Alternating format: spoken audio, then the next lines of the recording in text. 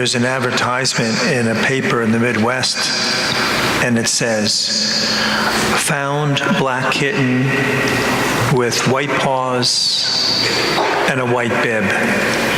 Very affectionate. Answers to the name, go away."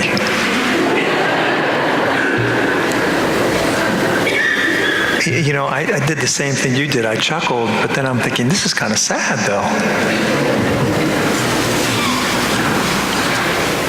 I don't think the cat had any idea what the words meant, obviously, right, my friends? But it's the same thing in the gospel. Many rebuked him, telling him to be quiet. Go away. Go away. Here's a beggar who's obviously had no family, nothing, so he's completely blind with nothing. And they're saying, get away. You know, you go away. You know, what was he doing? There's a recent study of 300 highly successful people, and FDR, Helen Keller, Winston Churchill, Mozart, Albert Schweitzer, Gandhi, Einstein, Beethoven, 300 of these people that were studied. 1/4 of them had serious handicaps, blindness, deafness, or crippled limbs.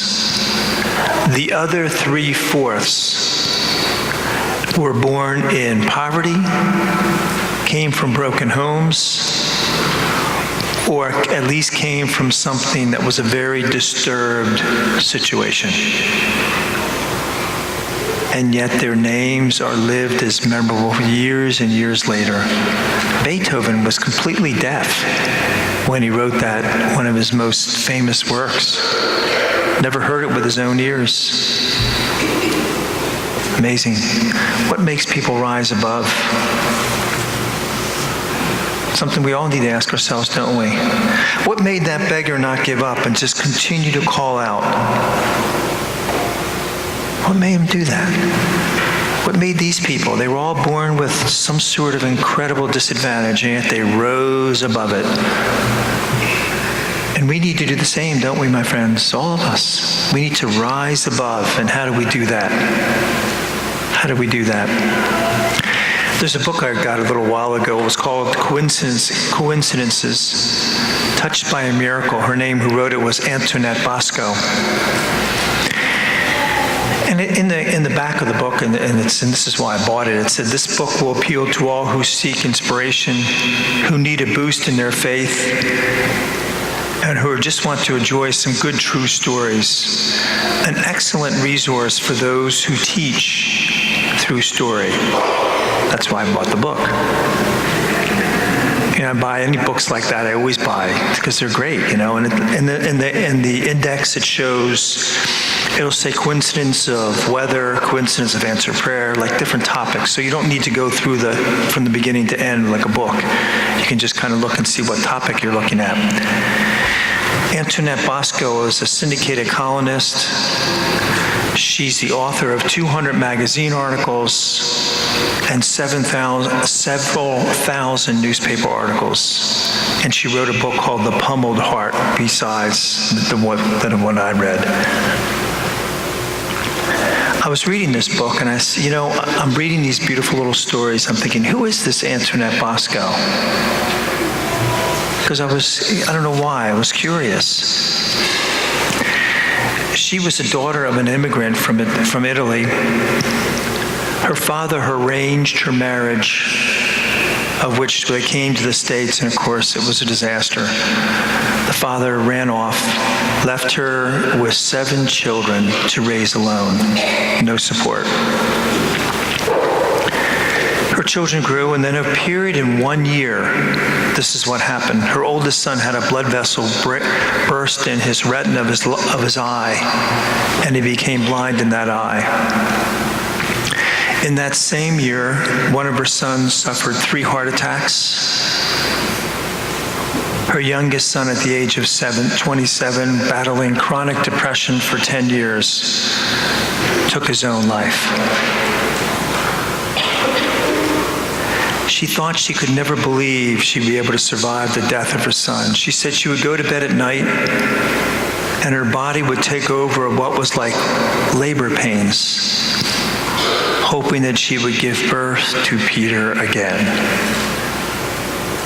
2 years later, another son who had a business and an accomplished violinist was murdered, he and his wife, with a burglar. I'm reading this story thinking to myself, how in the world did this woman survive this? She said, I was filled with anger, depression, defeat, incredible despair. She said, I was living in a lifeless hell. And one day I realized I couldn't stay in this pain forever.